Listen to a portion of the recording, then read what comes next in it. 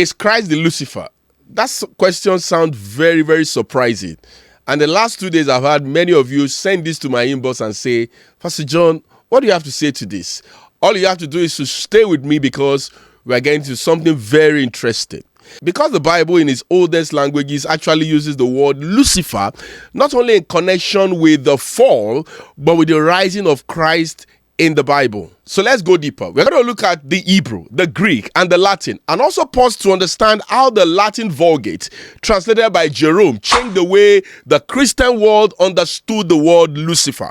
The text in contention is 2 Peter chapter 1 verse 19. It says, until the day dawns and the morning star arises in your heart. So in the Greek, the word phosphoros, which is combination of two words, phos, which is light, and phoros, which is to carry, means light bearer, or interpreted to mean the morning star. So when Jerome later translated this verse in the Latin, he wrote and said, until the day dawns and Lucifer arise in your heart. Oh yes, in the Latin Bible, Christ himself is called the Lucifer, which means the light bearer.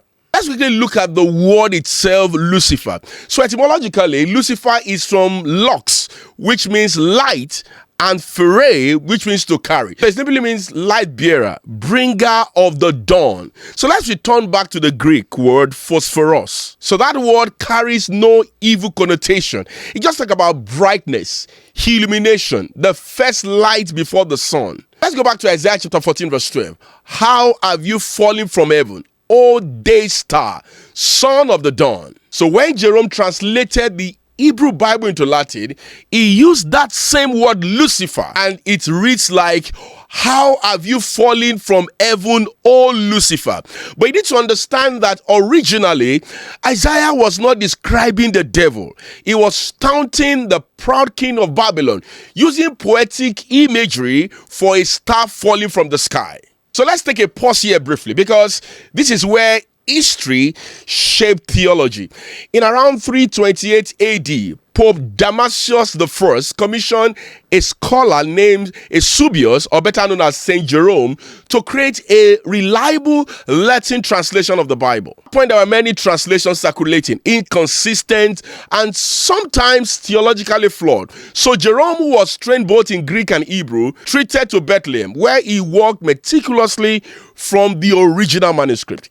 His translation became known as the Vulgata Edito, meaning the common edition.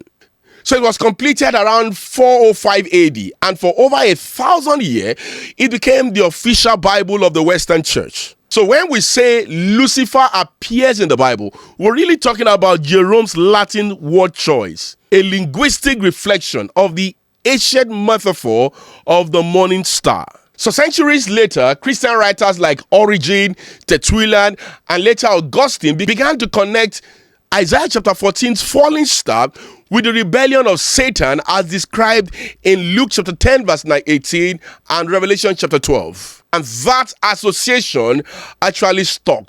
So the poetic Lucifer of Isaiah became the proper name for the devil, and what was once seemed a neutral term for light bearer turned into a symbol of darkness. Back into our text in Peter's letter, and even in the Vulgate, Lucifer still meant Christ, the true morning star that arises in the believer's heart. So stay with me and watch this paradox. The name that once symbolized falling pride in Isaiah became the symbol of divine rising in Peter. The false light falls, the true light rises. So Christ is the Lucifer that never falls, the light bearer that dawns forever. So is Christ the Lucifer? Linguistically, yes. He is the true light bearer, the morning star. Theologically, no. Not in the sense of rebellion or evil. The difference lies not in the word, but in the direction of the light. Satan tried to reflect light and became darkness. Christ is the light, and darkness cannot overcome him. Let the Lucifer of God, the morning star, rise in your heart.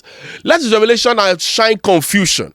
Let his truth expose the counterfeit.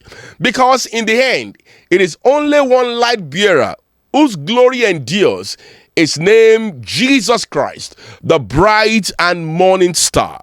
The true light now shineth.